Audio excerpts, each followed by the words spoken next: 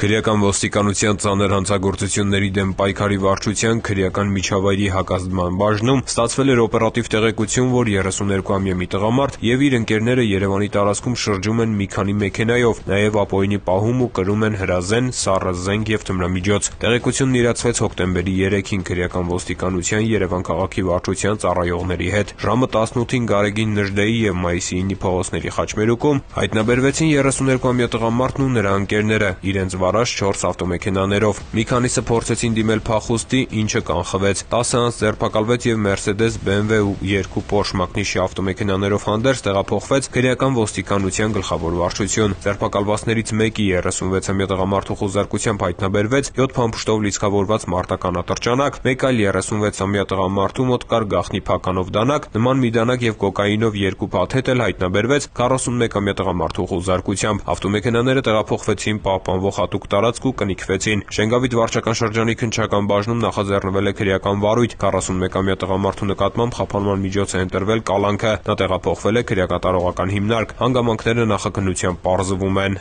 Ծանուցում ենթադրյալ հանցանքի մեջ կասկածվողը կամ մեղադրվողը համարվում է անմեղ, քանի դեռ նրա մեղավորությունը ապացուցված չէ Հայաստանի Հանրապետության քրեական դատավարության օրենսգրքով սահմանված կարգով՝ դատարանի օրինական ուժի մեջ մտած դատավճռով։